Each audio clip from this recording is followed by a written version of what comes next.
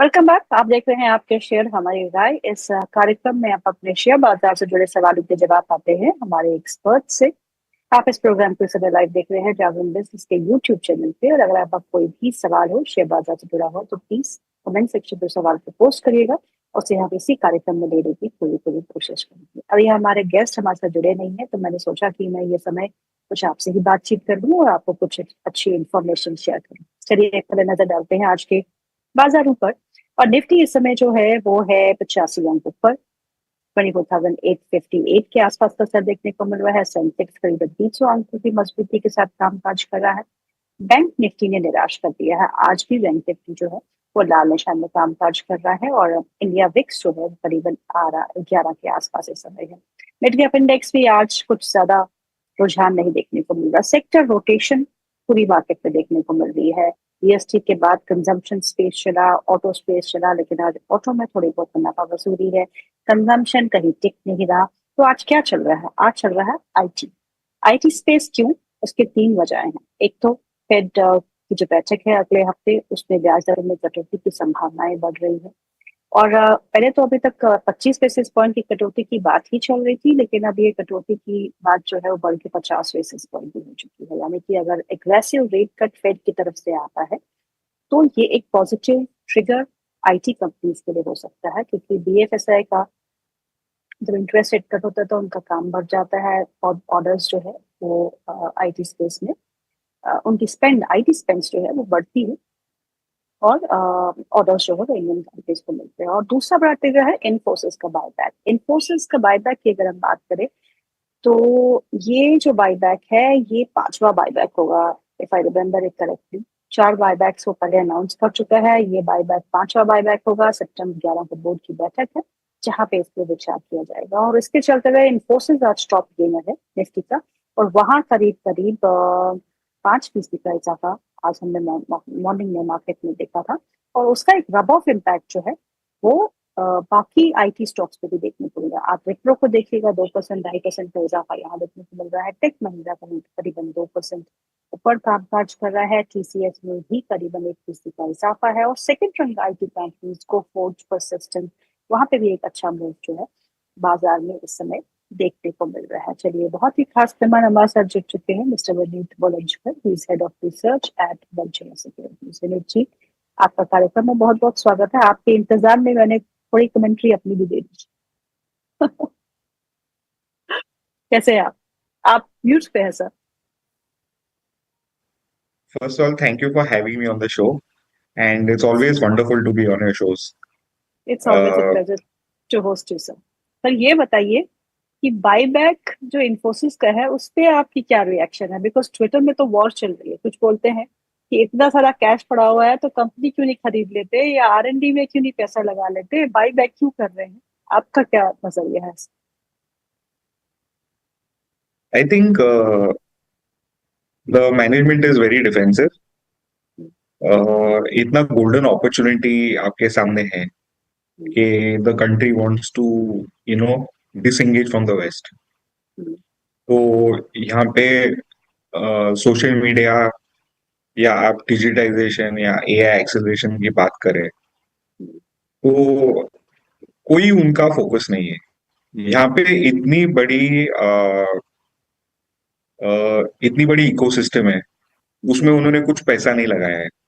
Dev done billions of dollars of buybacks and generally ना बकवास देंगे आपको कि share holder value creation, where in the software services business. Reality is that ये लोग को मेहनत करनी ही नहीं है। अब देखिए, चार आदमी लगा दिए, उनको डॉलर कॉस्ट लगा दिए, उनके ऊपर एक मैनेजर बिठा दिया, आपने धंधा कर लिया, आप पैसे कमा रहे हो। आपके पास इतना अच्छा कैश काउ बिल्ड किया आपने, उसके ऊपर आपने कुछ बिल्ड ही नहीं किया है। और अपने US economy which is on the precipice of a fall, तभी भी आप इतने सुस्त और इतने लैकेडाइसिकल अप्रोच है कि बायबैक अनाउंस कर दिया। मतलब I think it's people should disinvest in all these companies. इतनी ग्रोथ फैक्टर है, इतना एनर्जी है इंडिया में। I think these people are doing they're doing a disservice to their employees. Because they are not rebuilding their business models. वो service oriented job, वहां पे threat देते चलो हमारी करेंसी डाउन होगी, वैसे भी उनकी करेंसी डेप्रिशिएट होने वाली है, फिर भी करेक्ट। 60% उधर आपने लगा दिया है। मतलब कौन सी दुनिया में रहते हैं लोग। It's really really pitiable and pathetic and they deserve to get punished in the market capitalisation. Vineet sir को बहुत गुस्सा आया हुआ है आज आईटी कंपनीज पे। हम इसकी बाइट जरूर यूज करेंगे, मेरे जो प्रोड्यूसर है वो सुन रहे होंगे, so we need to cut this bite separately of Vineet sir and post it on our social media platforms for sure. Yes, बिल्कुल सही कह रहे हैं कि जब हम सरकार ने बहुत कदम उठा लिए हैं, ब्याज दरों में कटौती भी हम देख चुके हैं, आप जीडीपी ग्रोथ को संभालने के लिए कदम उठाए गए हैं, जीएसटी रैशनलाइजेशन हो चुका है, तो कहीं ना कहीं तो प्राइवेट कंपनीज का फर्ज बनता है कि इस ग्रोथ में पार्टिसिपेट करे, जो बिल्कुल अभी हो नहीं रहा। Everybody is enjoying there stock market ride, but on ground situation is something else, right sir? या चलिए, अब सवाल जवाब का सिलसिला हम शुरू करते हैं, और हमारे बहुत सारे व्यूअर्स जो हैं वो लाइन में लग चुके हैं। हमारा पहला सवाल जो है वो मिस्टर एम अरशद जी का है। अरशद जी पूछते हैं केपी एनर्जी के बारे में। उनके पास केपी एनर्जी के 425 में खरीदे हुए शेयर है। वो पूछते हैं कि शॉर्ट टर्म का नजरिया क्या होना चाहिए। पहले इस बाजार में शॉर्ट टर्म का नजरिया रखना सही होगा विनीत सर? मार्केट है ना, इतनी डाइवर्जन ट्रेंड्स, मैक्रो इवेंट्स इतने फास्ट चेंज हो रहे हैं हम्म, कि आप शॉर्ट टर्म ट्रेंड का अनुमान नहीं लगा सकते। But I can tell you that over the next 7 to 8 trading sessions, मतलब अराउंड 2 वीक्स तक मार्केट फॉर्म रह सकती है। पर आपको एक स्टॉप लॉस माइंड में रखना चाहिए कि जब तक ये 24,400 के नीचे मार्केट नहीं जाता है हम्म, तब तक आप होल्ड कर सकते हो। बट जैसे अगर आपको लगे कि आप एग्जिट कर दो ये स्टॉक्स में से। हम्म। अगला सवाल जो है वो मोहम्मद मंसूरी जी का है। वो पूछते हैं जूनिपर होटल के बारे में। उनके पास 310 की लॉन्ग पोजीशन पड़ी हुई है। होटल सेक्टर की अगर हम बात करें विनीत सर, तो जीएसटी में बदलाव जो है वो छोटे होटल्स के लिए जो है, जो जैसे जिनका 7500 से नीचे का रूम रेंट है, उनको जो है राहत मिल सकती है, और जूनिपर भी उसी कैटेगरी में आता है। तो होटल स्पेस एज सच आपको कैसा लगता है? And if you try the stock, तो आपका व्यू क्या है? देखिए, अगर इंटरनेशनल बिजनेस भी वीक हो गया ना तो डोमेस्टिक वेकेशनिंग ट्रेंड जो है वो बहुत स्ट्रांग है। तो और पेंटअप डिमांड है बहुत सालों का, अर्निंग्स भी तो सबकी बढ़ रही है, तो लोग ट्रैवल और एक्सपीरियंसेस के पीछे काफी होटल इंडस्ट्री पॉजिटिव परफॉर्म करेगी। आप कोई भी होटल स्टॉक, रीजनेबल मैनेजमेंट, अच्छी मेट्रिक्स हो उसके बिजनेस के, और ज्यादा कुछ अनधुनी हरकतें ना करे, तो ऐसे स्टॉक्स में अगर आप लेंगे तो आपको अच्छी तरह से पैसे बन जाएंगे। तो जूनिपर रखना चाहिए। यस। ओके। प्रदीप दलाल जी का सवाल है, और वो दो स्टॉक्स के बारे में आपसे जानना चाहते हैं। एक है देवयानी इंटरनेशनल और दूसरा है जैकॉब। दोनों में ही फ्रेश एंट्री करना चाहते हैं। आपसे पूछते हैं कि दोनों के बारे में कुछ बता दीजिए। तो देखिए, जेकॉब में there is not much information available. ज्यादा मैनेजमेंट बात नहीं करती है, और ये एक बार रीग हो चुका है स्टॉक, सो जनरल इन्वेस्टर इंस्टीट्यूशन में इंटरेस्ट नहीं है इसमें। तो Jacob will absolutely be a point. आप टेक्निकली उसको प्ले कर सकते हो, फंडामेंटली गाइड करना डिफिकल्ट रहेगा। दूसरा स्टॉक आपने जो बोला मैं, देवयानी इंटरनेशनल। या देखिए, Devyani is one of the best stocks in the QSR chains. मुझे लगता है ये काफी अच्छी तरह से परफॉर्म करेगा। अभी थोड़ा क्यूएसआर चेन्स को कंपटीशन आता है फ्रॉम अदर इनकम्बेंट्स जो स्विगी जोमेटो पे अंडर कटिंग करते हैं। बट मुझे लगता है कि they are building out their model quite well, और इसमें आपको जरूर ग्रोथ मिलेगी, लेकिन आपका होराइजन थोड़ा ज्यादा लंबा होना चाहिए। जो new age e commerce companies है, स्विगी, जोमेटो, डिलीवरी, इनमें से कुछ पसंद है आपको सर? आप इन कंपनीज पे इनको कैसा देखते हैं? बिकॉज ऑफ द राइज, एक इन पे बने रहना चाहिए या फिर प्रॉफिट बुक करके निकल जाना चाहिए? देखिए, इसमें दुविधा दो है कि इनके ग्रोथ मैट्रिक्स बहुत बढ़िया है, पर वैल्यूएशन भी बहुत डिमांडिंग है। तो थोड़ा भी एग्जीक्यूशन में रिस्क आएगा तो उलट फुलट हो सकता है, तो आप डेफिनेटली पार्टिसिपेट कर सकते हैं।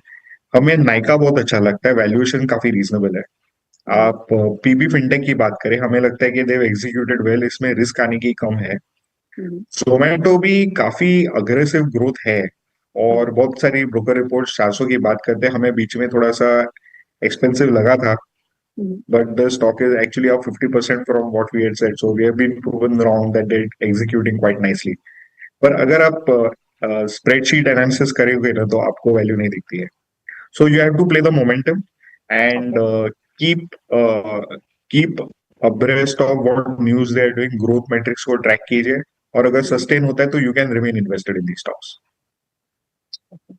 गौतम दास जी का सवाल है, वो पूछते हैं मेरे पास BHEL का एवरेज प्राइस जो उन्होंने खरीदा है BHEL वो 277 का है, और उनके पास नेशनल फर्टिलाइजर के स्टॉक भी है 115 पर है, और 2040 तक रुक सकता हूँ, मतलब 15 साल वो मार्केट में इन्वेस्टेड रहना चाहते हैं।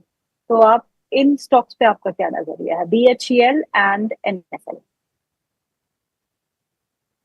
देखिए, दोनों स्टॉक्स को बढ़ने के लिए ना एक फुल ब्लोन बुल मार्केट आने की जरूरत है, तभी चलेंगे। आपने देखा रहेगा हम्म, बीएचएल 100 के ऑड लेवल से 300 तक गया था। हम्म, तो इनको ना थोड़ी सी बुल मार्केट की सपोर्ट चाहिए। वैसे दोनों स्टॉक के अंदर मुझे लगता है बीएचएल काफी बिजनेस मॉडल काफी रोबस्ट है, तो अगर आप ये होल्ड कर सकते हो तो ये स्टॉक्स ठीक ठाक चलेंगे। हम्म, एक आपको सलाह दूंगा, जब तक पीएम मोदी या बीजेपी गवर्नमेंट की पॉलिसीज रन कर रही है, तब तक hmm, PSU stocks will continue to do well.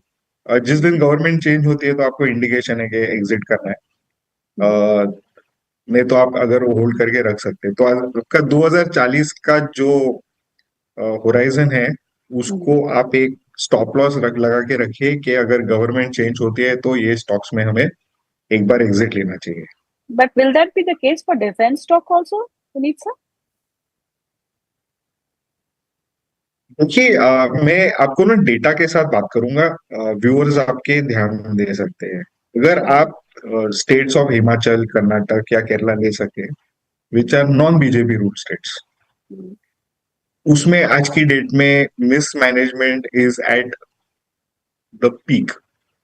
Okay, तो अगर कोई और सरकार आती है तो आप देख सकते हैं कि आपके कंट्री का क्या हाल हो सकता है। जी चलिए अगला सवाल ले लेते हैं, और अगला सवाल है रघुनंदन जी का, रघुनंदन शर्मा जी का। वो पूछते हैं एक्मे सोलर के बारे में।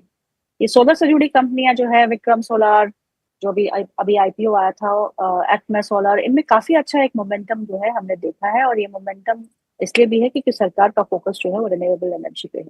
इनके पास एक्मे सोलर के शेयर है जो उनको IPO में अलॉट हुए थे 289 क्वांटिटी एट 714। आपसे जानना चाहते हैं, 714 क्वांटिटी है एट 289, आपसे जानना चाहते हैं कि करना क्या चाहिए।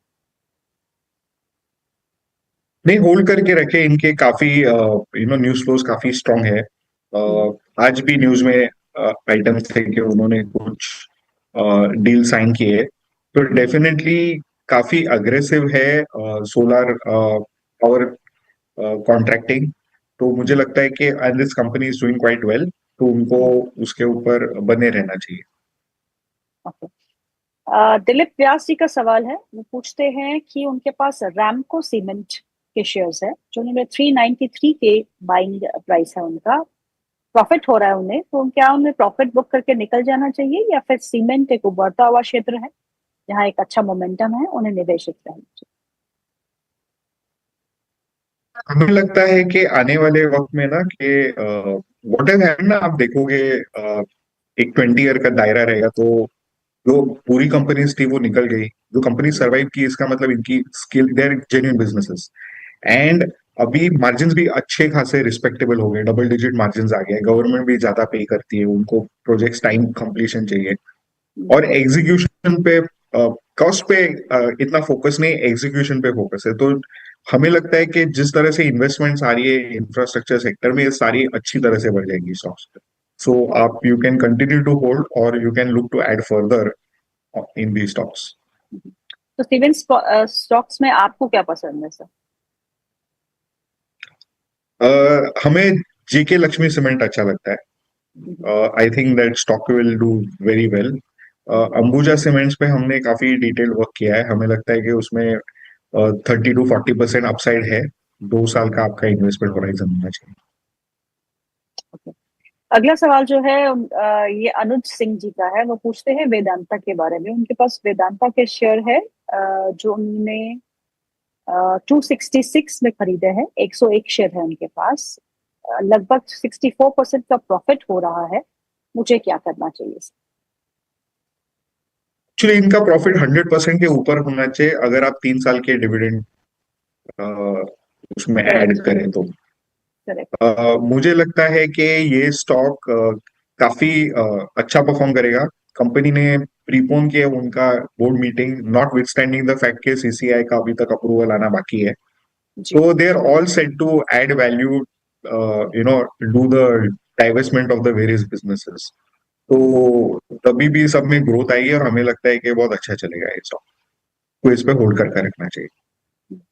पंडित सर, मेटल स्पेस में हमने बहुत अच्छा ट्रैक्शन देखा from last couple of days. आज थोड़ी बहुत मुनाफा वसूली है और उसका मुख्य कारण यही माना जा रहा है कि चाइना में कैपेसिटी में